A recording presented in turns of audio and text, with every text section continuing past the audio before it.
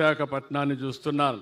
నేను ఎన్నిసార్లు విశాఖపట్నానికి వచ్చినప్పుడంతా మీ అభిమానం చూస్తున్నా.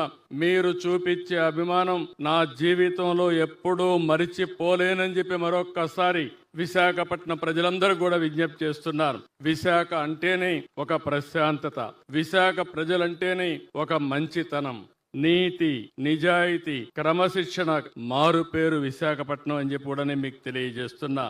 ముంబై దేశానికి ఏ విధంగా అయితే ఆర్థిక రాజధానో మన విశాఖపట్నం ఆంధ్రప్రదేశ్ రాష్ట్రానికి ఆర్థిక రాజధాని. రాబోయే రోజుల్లో విశాఖపట్నం ఒక మేటైన నగరంగా తయారవుతుంది. దాంట్లో ఎవ్వరికి అనుమానం అవసరం లేదని చెప్పి కూడా నేను మీకు తెలియజేస్తున్నా.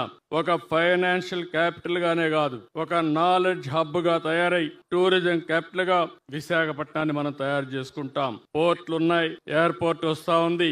ఇప్పటికే మీరు చూస్తే విశాఖపట్నంలో అతి పెద్ద పోర్టు విశాఖపట్నం ఉంది.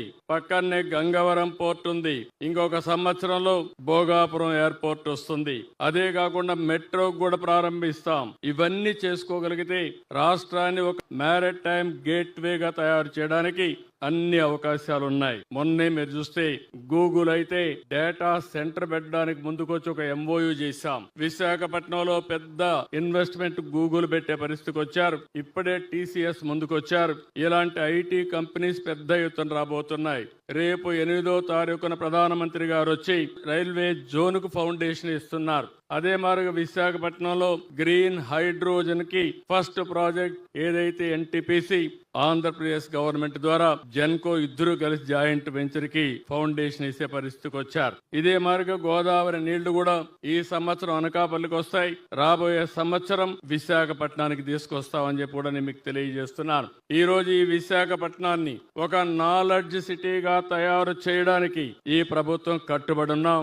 నేను ఒకటే కొండే ప్రతి ఒక్కరికి విజ్ఞప్తి చేస్తున్నా. టెక్నాలజీలో మనం ముందున్నాం. ఆర్టిఫిషియల్ ఇంటెలిజెన్స్ ఉంది, డీప్ టెక్నాలజీ ఉంది. ఒక ఆంటర్ప్రెన్యూర్ తయారు చేయడం తెలుగుదేశం పార్టీ ఎన్డీఏ ప్రభుత్వం యొక్క అభిష్టం అని చెప్పి కూడా నేను మీకు తెలియజేసుకుంటున్నాను.